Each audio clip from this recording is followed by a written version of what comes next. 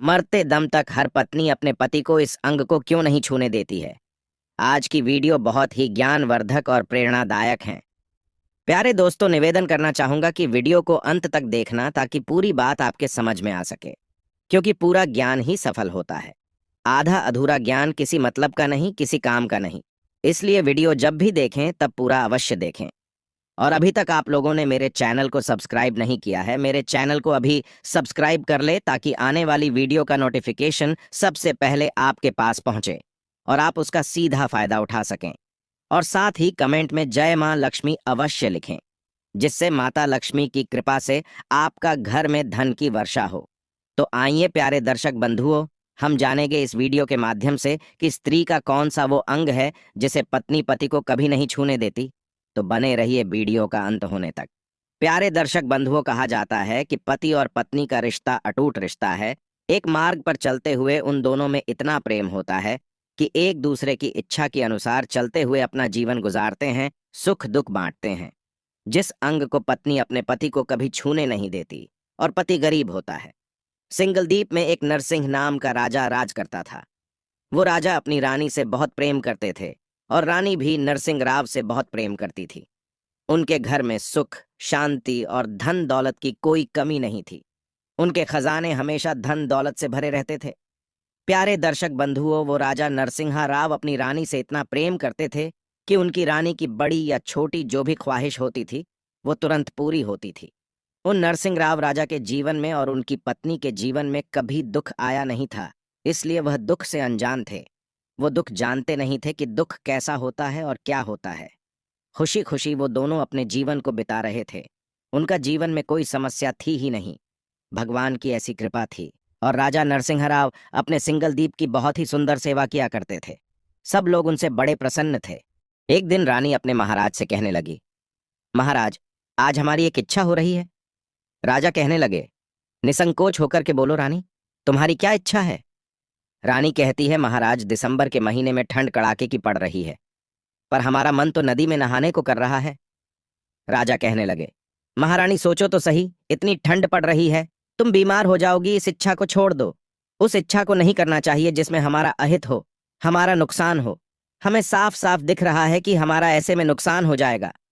आखिर इतनी ठंड में नदी में नहाने की तुम्हारी इच्छा ये कैसी इच्छा है, मैं कुछ समझा नहीं। इस इच्छा को छोड़ दो रानी।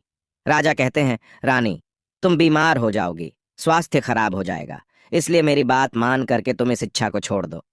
रानी कहती हैं, महाराज, यदि तुमने मेरी आज ये हट पूरी नहीं की, इच्छा पूरी नहीं की, तो मैं समझने में देर नहीं करूंगी कि आप मुझसे प्रेम नहीं करते और जीवन में मैं कभी तुमसे कुछ दोबारा नहीं मांगूंगी। कहते हैं ना प्यारे दर्शक बंधुओं की राज हट, स्त्रियां हट और बाल हट ये सबसे बुरी हट होती है। अगर ये तीनों किसी बात की जिद कर लें, हट कर ले, तो कुछ भी हो जाए उस जिद को पूरा करके ही रहते हैं। इसलिए इनसे हमेशा दूर बच करके ही रहना चाहिए। अब रानी की जिद देख करके राजा नरसिंहराव झुक गए, क्योंकि वो रानी बार बार उसी बात को कह रही थी। राजा ने कहा, ठीक है, तुम अपनी इच्छा पर डटी हो तो ठीक है। तुरंत ही राजा ने सिपाहियों को आदेश दिया और कहा कि हमारी रानी नदी में स्नान करने के लिए जाएंगी, तो नदी की ओर जितने भी मार्ग जाते हैं उन मार्गों को बंद कर दो और जिस मार्ग से रानी जाए उस मार्ग को साफ सुथरा बना दो। और सिपाहियों ने वैसा ही किया। तब राजा नरसिंहराव कहते हैं, रानी, अब तुम स्नान करने के लिए जा सकती हो और स्नान करके जल्दी ही लौट करके आना। तब रानी कुछ सहेलियों को साथ में लेकर के नदी में स्नान करने के लिए रथ पर बैठ जाती है। कुछ ही देर में वह नदी के किनारे पहुंच जाती है। रानी प्रसन्नता पूर्वक उस नदी में स्नान करने लगती है और रानी खूब देर तक नहाती है। इधर कड़ाके की ठंड भी पड़ रही थी। प्यारे दर्शक बंधुओं, नहाते नहाते रानी को ठंड लगने लगी और जोर से लगने लगी। जब रानी पर नहीं रुका नहीं गया तो उसने अपनी सहेलियों से कहा, सखियों, जाओ कहीं से घास फूस इकट्ठा करो और उसमें आग लगाओ। मैं उसके तप से अपने शरीर को गर्म कर लूंगी। मुझे बहुत ठंड लग रही है, सहन नहीं हो रही। सहेलियों ने बहुत ढूंढा पर कुछ नहीं मिला। तो रानी ने वहां पर रहने वाले कुछ लोगों की झोपड़ियों को देखा और कहा कि झोपड़ियों को ही जला दो, मैं ताप लूंगी। सखियां कहने लगीं, रानी, हमें तो मालूम ही नहीं है कि इनमें कौन लोग रहते हैं और झोपड़ियां किसकी है, हम कैसे जला सकते हैं। हे महारानी, हमें जान लेना चाहिए कि इसमें कोई सो तो नहीं रहा है, या फिर इनमें रहने वाले लोगों के घर इनके अलावा कहीं और ना हो तो उन बेचारों का क्या होगा। इसलिए हमें झोपड़ी जलाने से पहले इसकी पूछताछ कर लेनी चाहिए। रानी कहने लगी, तुम मेरी दासी हो, मेरा आदेश का पालन करने का तुम्हारा धर्म है, और यदि तुमने ऐसा नहीं किया, मुझे नहीं तपाया, तो मैं तुम्हें इस राज्य से अलग करवा दूंगी। महाराज से कहकर तुम्हें फांसी भी लगवा दूंगी। दासी रानी की बात सुनकर के डर जाती हैं और उन्होंने उन झोपड़ियों में आग लगा दी। रानी तापने लगी। इस तरह से प्यारे दर्शक बंधुओं, कुटिया धूं धूं करके जलने लगती है और रानी अपने शरीर को सेंकने लगती है। और उसके बाद हंसी खुशी से रानी रथ में सवार होने के बाद वापस अपने महल में लौट आई। और जब दूसरा दिन हुआ, राजा नरसिंह राव जब राज दरबार में जाकर के विराजमान होते हैं, तो उन कुटियों के रहने वाले लोग त्राहिमाम त्राहिमाम कह कर के राजा की शरण में आ गए। वो सब बेचारे गरीब लोग कहने लगे, महाराज हमारी रक्षा करो, हमें न्याय चाहिए। कल तुम्हारी रानी ने अपने आदेश से हमारी कुटियों को जलवा दिया, हमारी झोपड़ियों को जलवा दिया, और झोपड़ी जलाने के बाद खुद की ठंड दूर कर ली। पर हमारा क्या होगा महाराज? हमारे पास तो इतने पैसे हैं नहीं कि हम दूसरी झोपड़ी तैयार कर लें। सुबह को खा लेते हैं तो शाम की कोई पता नहीं, और शाम को भोजन पा लिया तो सुबह का पता नहीं। महाराज तुम्हारी महारानी ने अच्छा नहीं किया, हमें न्याय चाहिए। हे महाराज, कड़ाके की ठंड पड़ रही है, हम कहाँ जाएं? आप ही बताइए महाराज। राजा इतने शब्द सुनने के बाद बहुत क्रोधित होता है, तुरंत ही रानी को हाजिर होने का आदेश देता है। रानी तुरंत ही महल से राज दरबार में पहुंची, महाराज को प्रणाम किया। राजा ने गुस्से में कोई उत्तर भी नहीं दिया और कहा, कल तुमने कुछ गरीब लोगों की झोपड़ियों को जलवाया था। रानी सिर झुकाए हुए कहती हैं, जी महाराज, मैंने जलवाया था, परंतु आप इन झोपड़ियों के जलने पर इतने क्रोधित क्यों होते हो? इसमें क्या बड़ा अनर्थ हो गया?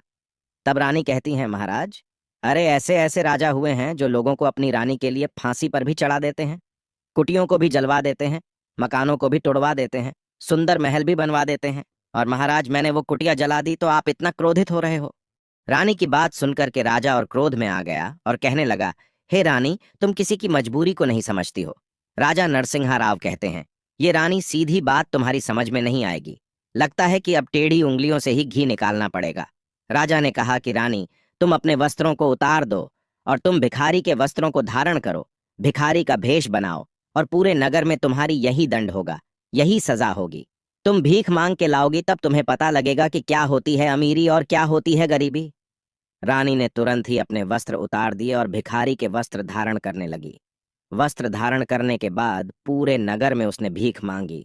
तब उसे अपनी गलती का एहसास हुआ और उस राजा ने उन लोगों की झोपड़ियों को दोबारा बनवा दिया। उन्होंने जो भी मांगा उनको प्राप्त हो गया। उसके बाद में रानी अपनी करनी पर आंसू बहाते हुए राजा के चरणों में आकर की क्षमा याचना मांगती है। कहती है, महाराज मुझे माफ कर दो, मैं समझ चुकी हूं कि आखिर गरीबी होती क्या है, कितना दुख और कष्ट होता है। और राजा अपनी रानी को माफ करके हृदय से लगा लेते हैं। उस दिन से राजा और रानी गरीबों की बहुत सेवा करते थे, बहुत मदद करते थे। प्यारे दर्शक बंधुओं, आइए अब हम वो बताते हैं कि पत्नी पति को कभी कौन सा अंग नहीं छूने देती। देखिए, सब लोग जानते हैं कि पति से तो कुछ छुपा नहीं है, पत्नी का हर अंग छू सकता है, पर पत्नी के पैर कभी पति नहीं छू सकता, और ना ही पत्नियां छूने देती हैं। और जो लोग पत्नी के पैर छूते हैं वो स्वयं ही दरिद्रता को निमंत्रण दे देते हैं। जो लोग पत्नी के पैर छूते हैं उनके घर में गरीबी आती है और अमीर चली जाती है। इसलिए भूल से भी ऐसा पाप कभी मत करना। प्यारे दर्शक बंधुओं, तो कैसी लगी आज की ये मेरी छोटी सी कहानी? कमेंट में अपनी राय अवश्य देना, और साथ ही साथ सच्चे हृदय से 5 बार जय श्री राधे, जय श्री राधे, जय श्री राधे अवश्य बोल देना। और प्यारे दर्शक बंधुओं, कमेंट बॉक्स में भी राधे कृष्ण लिख करके बस मेरे लिए भेज देना। आपसे हाथ जोड़कर निवेदन है। जय श्री राधे कृष्ण।